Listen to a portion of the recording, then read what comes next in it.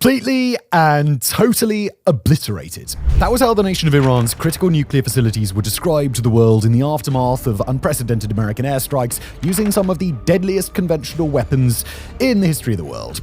According to the President of the United States, there is practically nothing left of Iran's fortified nuclear enrichment facilities, and the Iranian nuclear program that the world has feared for decades has been buried inside American-made tombs under the crush of an Iranian mountain. But America's own intelligence services told a different story after the strikes, suggesting that the nation's commander-in-chief had not only oversold the devastation, but had managed to delay Iran's nuclear program by just months. The reports have prompted a wave of urgent questions on whether America's latest military adventure was a fool's errand, alongside an intense backlash from the man in the White House and some of America's highest officials. Iran's nuclear program might be finished, or the Ayatollah might be laughing in Tehran. But either way, the world's going to need an answer real quick. Alright, before we begin, just a note on timing and the recency of the information that we'll be discussing today. At the time of writing, the status of Iran's nuclear facilities is still a matter of fierce debate, and there very well could be evidence revealed after this episode is recorded that'll change the global calculus moving forward. To that end, all of what we discuss in today's episode is accurate to the best of our knowledge and ability up to the morning of June the 26th, local time in Washington. Any news that emerges after that time won't be accounted for in today's episode. Sadly, our technology to predict the future is still stuck squarely in development. As I've said before, we're working on it. It will make our channel a lot more popular. The damage to Iran's nuclear program that we're discussing today is the damage caused by the United States' massive strike on the nation's nuclear facilities just a few days ago. And while we won't go into the details of those strikes in this episode, we can at least recap the basics. A total of 7 American B-2 stealth bombers dropped no fewer than 14 GBU-57 massive ordnance penetrator bombs on Iranian nuclear facilities during the airstrike, including 12 at a heavily fortified underground enrichment facility called Fordo, and 2 more at a somewhat less fortified facility called Natanz. The Natanz facility, as well as another site referred to as Isfahan, were also hit with American Tomahawk cruise missiles launched from a nuclear-powered submarine off the coast.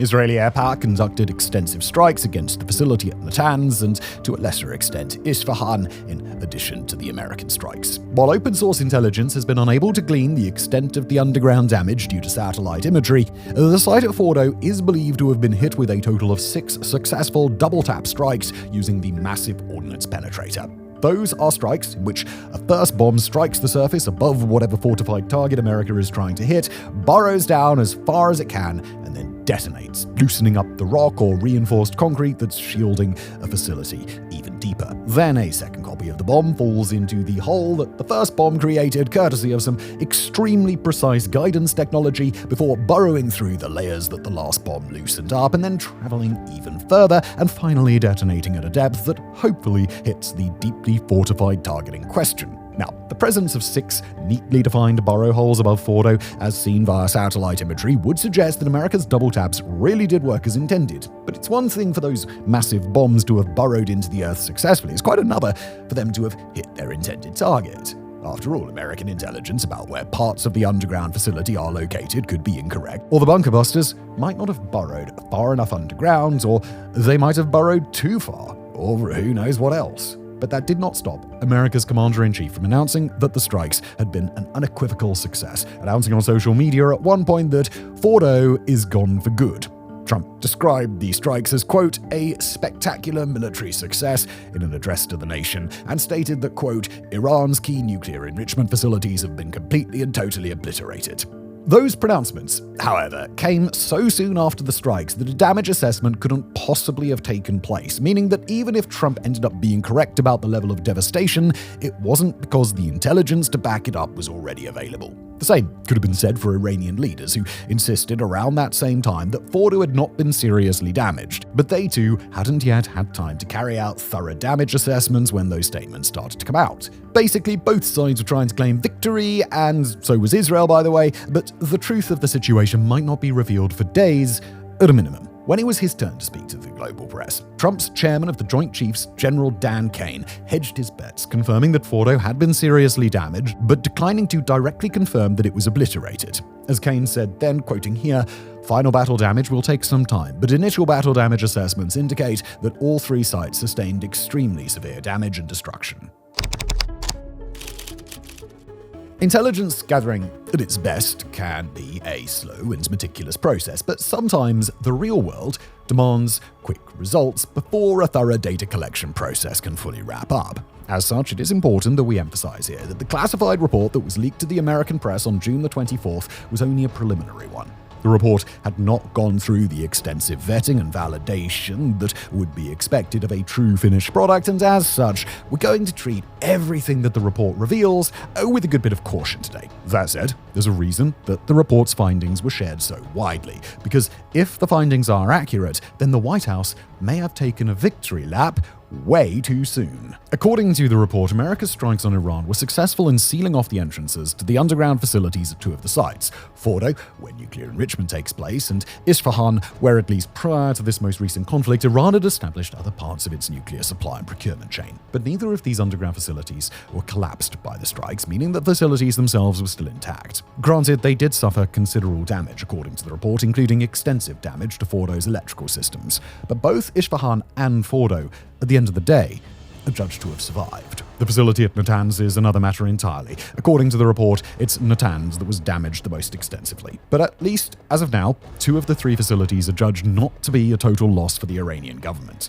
But that's not the full extent of the bad news for Washington. According to the report, fears that Iran had managed to move much of its enriched uranium stockpiles before the strikes have now been validated, and it is unlikely that any significant amount of nuclear material was destroyed in the strikes that America carried out. For reference, a bombshell report, no pun intended, by the International Atomic Energy Agency just prior to Israel's initial attack on Iran found that Iran had enriched some 900 pounds of uranium to 60% purity, meaning that all that material could be further enriched to weapons grade in the span of just a few days. That amount of uranium, if enriched to bomb-capable levels, would be sufficient to build a full 15 warheads, although actually building a bomb and mounting it onto a delivery mechanism like a ballistic missile would take months. And making matters worse, that missing nuclear material may already be in the hands of technicians who have the facilities required to enrich it further. According to some Israeli officials, Tehran may have developed small, secretive enrichment facilities, possibly stocked with advanced centrifuges that can process uranium quicker and more efficiently than most of what Iran was previously working with. Those facilities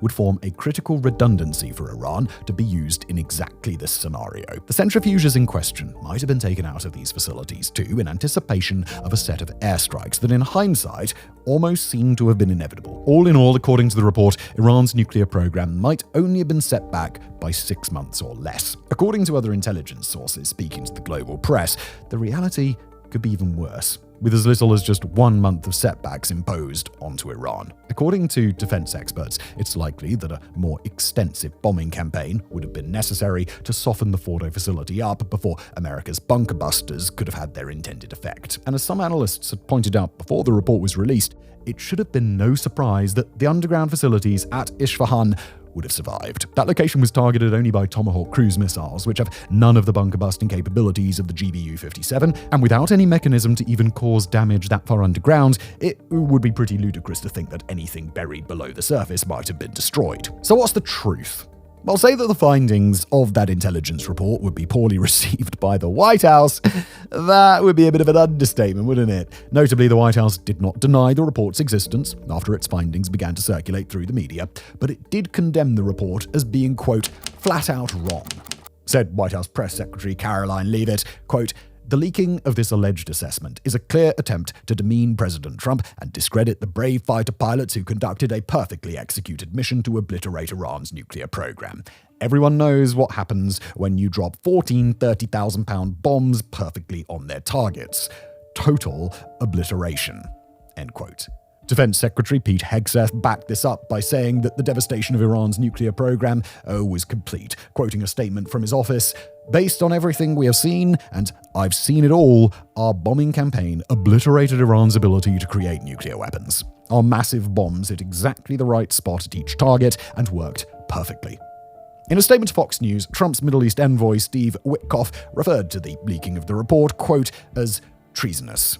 When asked during his time at The Hague for an important NATO summit, Trump himself doubled down on his earlier claims, repeating several times that Iranian facilities have been obliterated, and getting us to the point in this episode where we've said obliterated so many times that it's starting to not sound like a real word anymore. Obliterated. Obliterated. Obliterated. Obliterated by... Obliterated.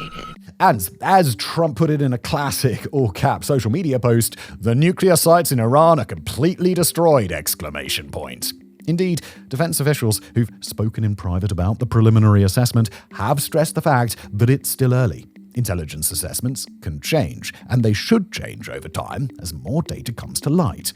Different assessments from different agencies can disagree, and a lot of key information simply isn't available yet. According to the Secretary of Defense, and seemingly validated by some anonymous sources, the report's findings are issued with low confidence, indicating that sourcing may be incomplete, data may only exist in bits and pieces, or there just might not be enough information available to provide any level of nuance. And remember, we're talking about the extent of destruction caused by some of the biggest conventional bombs in the world. When we say moderate damage, that phrase takes on a somewhat different meaning, given that the upper end of this particular scale would represent some truly incredible destruction. Nor is the United States the only nation that can weigh in on this matter. Israel was the primary adversary of Iran in this recent war, not America, and Israeli Prime Minister Benjamin Netanyahu has come out in support of Trump's account of the situation, with Netanyahu stating that Israel's military operations alongside the US have removed, quote, the threat of nuclear annihilation. Given the degree to which Israeli foreign intelligence has embedded itself inside Iran's military, Israel may be the nation that's best placed to conduct a more extensive damage assessment.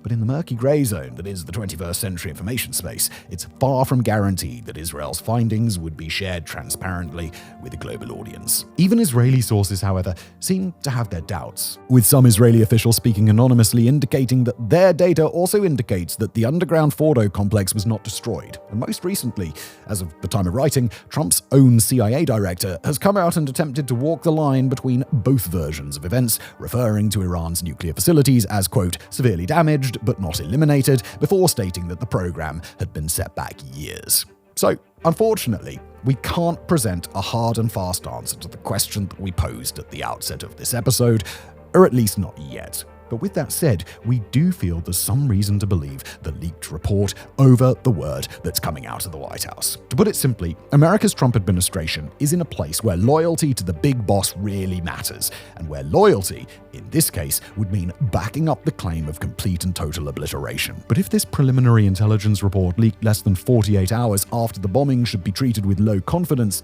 then how little confidence should be given to Trump's initial claims of obliteration delivered to the global press before the dust had even settled? We certainly can't say with any certainty that the White House doesn't have information at this stage that would suggest the complete destruction of these facilities, but we can say with some confidence that they didn't have that information when that first Trump address to the nation went out, simply because the strikes had barely even finished yet, and if nothing else, the facilities in question were sealed off to the outside world.